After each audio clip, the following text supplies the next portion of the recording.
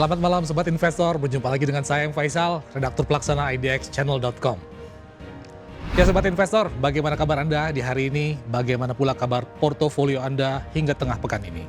Seiring cukup konsistennya pergerakan indeks harga saham gabungan atau IHSG di zona hijau sejak awal pekan dan sukses bertahan atas level psikologis 6 ribuan. Meski demikian, sejumlah catatan masih juga jadi perhatian bagi pelaku pasar, di mana aliran dana asing masih terus terjadi, sehingga membuat berbagai pihak belum sepenuhnya yakin terhadap potensi performa industri pasar modal domestik ke depan. Lalu dengan kondisi yang demikian, kiranya isu dan sentimen apa saja yang menurut Anda menarik dan penting untuk dicermati sebagai bahan pertimbangan dalam menata strategi investasi selanjutnya? Meski begitu, di luar isu dan sentimen, izinkan kami dari tim redaksi IDX Channel membawakan 5 berita terpopuler dan paling diminati di sepanjang Rabu 15 Juli 2026 oleh para pembaca idxchannel.com, termasuk juga Anda, para pembaca setiap portal ekonomi, bisnis, dan pasar modal terpercaya IDX Channel. Sobat Investor, berikut ini berita pertama. BFI Finance atau BEFIN tanggapi isu merger dengan Bank Jago atau Arto. Ya, membuka program Top 5 edisi malam hari ini, kabar utama kembali datang dari update terbaru terkait isu bakal segera mergernya PT BFI Finance Indonesia Tbk atau BEFIN dengan PT Bank Jago Tbk atau Arto yang cukup menyita perhatian pelaku pasar dalam beberapa waktu terakhir.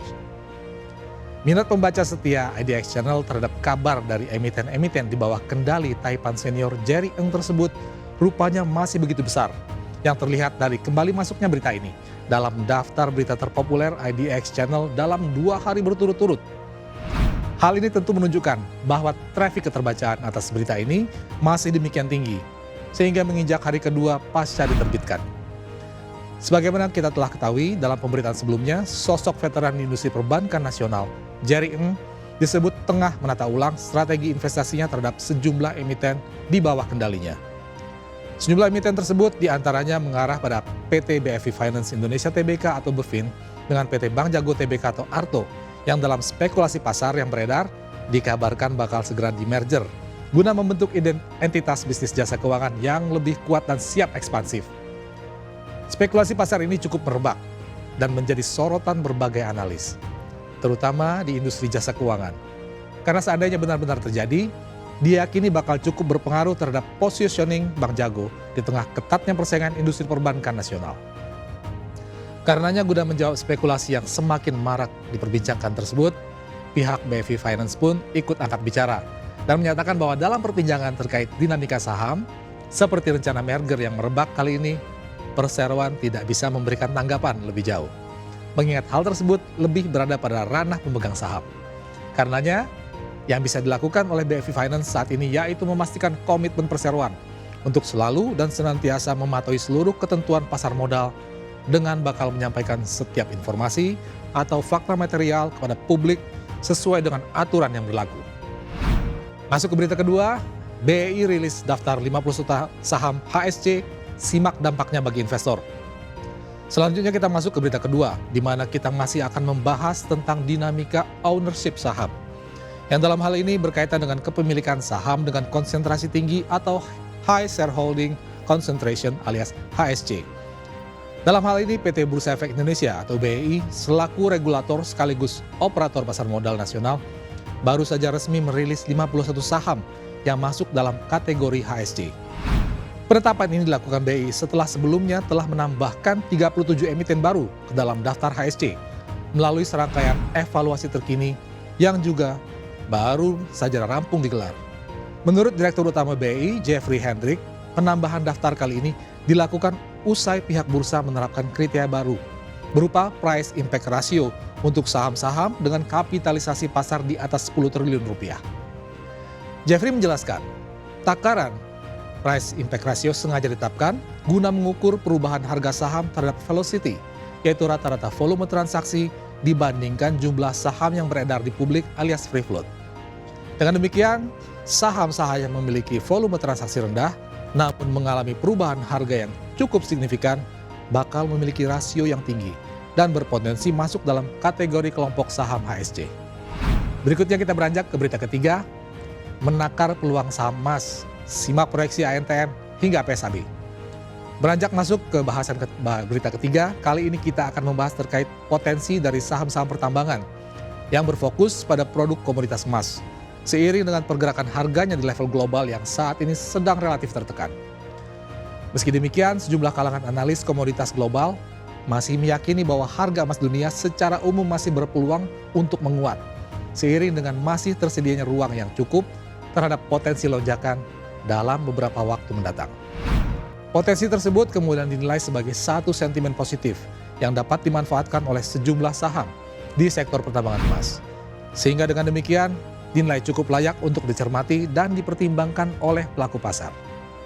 Sebagian kalangan analis misalnya menilai bahwa kontrak berjangka emas saat ini masih berada dalam fase netral hingga moderat bullish dengan pergerakan pada kisaran 3.961,85 hingga 4.224,9 dolar AS per troy ounce yang menjadi area support dan resistance di pasar.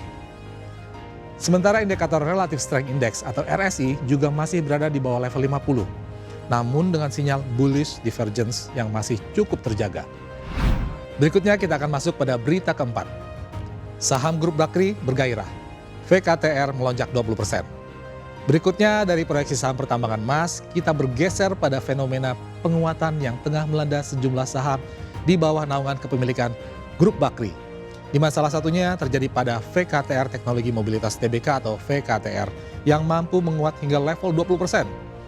Lonjakan signifikan tersebut terjadi tepat hanya 1 hari seusai saham VKTR juga telah menyentuh batas auto rejection atas alias ARA pada perdagangan Selasa 14 Juli 2026 kemarin. Tak hanya VKTR, saham grup Bakri lainnya seperti PT Energi Mega Persada Tbk atau ENRG juga terpantau melonjak hingga 11,55% dan disusul oleh saham PT Bumi Resources Minerals Tbk atau BRMS yang meningkat sebesar 8,49%. Sementara pada saat yang sama, saham PT Dharma Henwa Tbk atau DEWA juga menguat sebesar 5,2%, sedikit lebih unggul dibanding saham PT Bumi Resources Tbk yang menguat hanya sebesar 4,76%, dan kemudian saham PT Ancara Logistik Indonesia Tbk atau ALLI yang berada di urutan paling buncit dengan penguatan tipis sebesar 1,97%. Terakhir, guna menutup program Top 5 edisi malam ini, kita masuk pada berita kelima.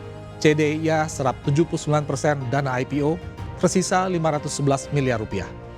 Kini kita sampai pada berita terakhir, di mana kabar terbaru datang dari salah satu emiten di bawah naungan Grup Chandra Asri, yaitu PT Chandra Daya Investasi Tbk atau CDIA yang terus mempercepat realisasi penggunaan hasil penawaran umum perdana saham alias Initial Public Offering atau IPO yang saat ini mencapai 2,35 triliun rupiah.